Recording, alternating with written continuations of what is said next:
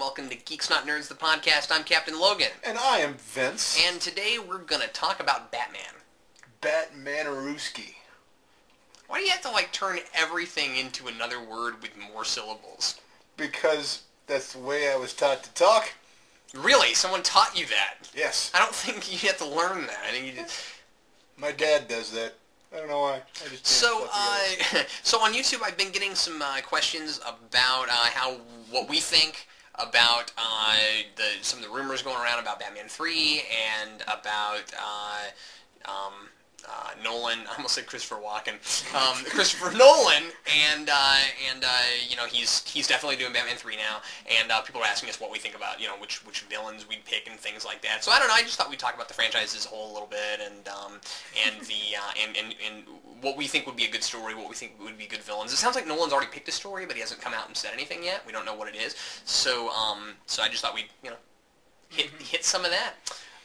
You know, the interesting thing is some of the stories I want to see happen, Nolan would never do, and I wouldn't really want Nolan to do them. Sure, absolutely. So maybe that's rude of me to say that Nolan couldn't do them or shouldn't do them. No, I don't think so, because he's creating a very distinct universe, and there are certain things in Batman continuity that just shouldn't be done in that universe, and he's smart enough to know that. He's already come out and said there's a lot of things he would never do. He's never gonna go the supernatural direction. I really don't think he will. And I mean, there's, you know, I still think that Batman Begins has a little bit of hints at supernatural stuff, because there's still a possibility that Ra's al Ghul really is really old, but you don't know that. You're never really told that. There's just a couple of points where you kind of get the idea. You know, when he says, you know, this isn't the first time we've done this. You know, we burned Rome to the ground. We did this and this. I did in the theater find myself wondering if he was talking about the organization or if he was there. You know, stuff like that. So, you know, I've heard other people say that, and I said, he's not old, and they said, oh, wait a second, Vince. He could be, right. And then people say, you know, maybe he's not actually dead, because, you know, of course, you can resurrect Ra's al Ghul. My whole thing is, okay, there's not going to be a Lazarus pit nearby that explosion, and he blew up in a giant train explosion. So what are you going to stick in the pit? A bunch of pulp? yeah, exactly. I mean, how's that going to work out? So no, I'm not saying we'll see Ra's al Ghul again. I'm just saying that there are possible hints to some supernatural stuff in the first one. None in the second one, though, really. Yeah, which I'm fine with. No, I'm absolutely fine with it too. Mm-hmm. That's one of my favorite things about it, is that he keeps it so real. I mean, even Kia Asamiya, or however you say that gentleman's name, all my friends tell me that it's Asamiya. I don't think so. I think it's Asamiya. But what do I know? Anyway. I'm not Japanese. But even he said that Batman has to be realistic. And a man who spends his life writing things that are hyper unrealistic says that. So there has to be merit to it. But then again, at the same time, tell me what you think about this. I'm sure when they're done with this one, they won't do any more. Well, maybe not, but I doubt Nolan will want to keep doing Batman forever. I mean, I can't believe I said that. That's really funny. I'm sure Nolan will want to continue doing Batman, for the rest of his, you know, career. Yeah. And so, I mean, I wouldn't want to spend my whole life making Batman forever, but that's just me. and so, they may continue that continuity without him, but I doubt he'll do any more. I think a trilogy is good, but you can make as many Batman films as you want to. So what I was going to say is, I'm not sure it would be bad to do another continuity after this one.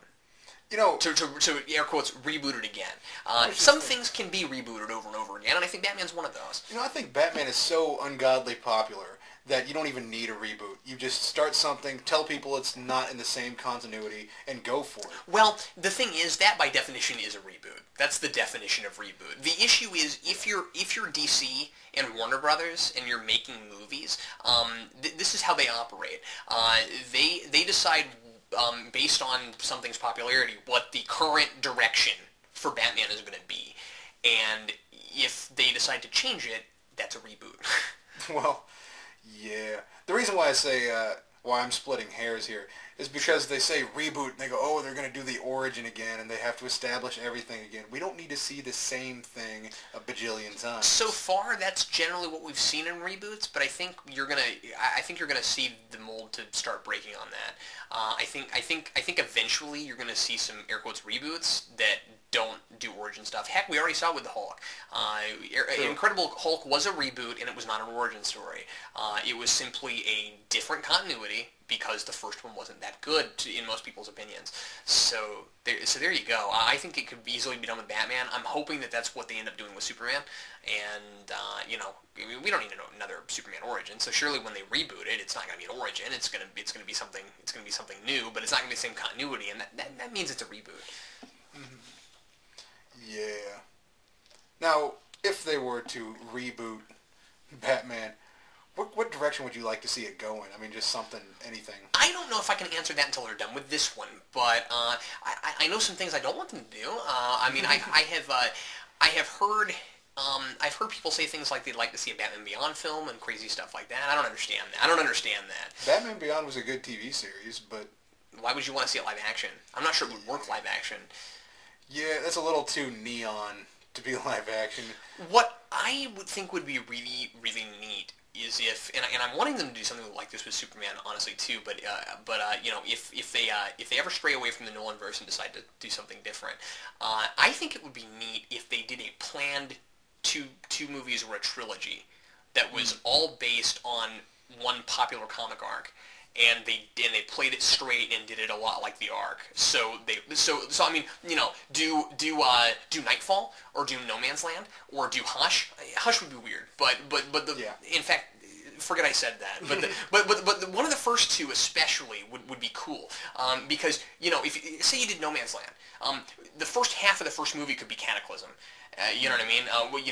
And then you move on to the rest of No Man's Land. But what you do is you don't need any setup for that. You basically go, you basically say the people that are going to go see this know what it is, and everybody knows Batman. So we'll give you all the background you need with a little bit of dialogue, perhaps a flashback here and there. Although I'm not a big flashback fan, depending on what it is.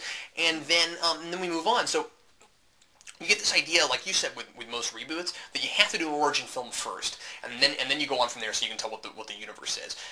I don't know. I mean, I don't think you have to. I think you just make everybody know that this is not the same Batman universe, and you just do a trilogy that tells a story. I think that would be really cool. I mean, even if you have to say what the background is, you can give just one little crappy line of dialogue and take care of it. Be like, he's not the same since his parents died. Boom, done. Okay, move on. Yeah, and plus we know this, and we're going to know this, and every Batman continuity has that in it, so... I think that Hollywood truly underestimates the people watching the movies. And yeah, I do too, and I'm also not against having an inner title at the beginning of a film that explains some things. I have no problem with this, where you pop up something that's a few paragraphs at the beginning of the film that people have to read to get them into the story, and then boom, we're in the story.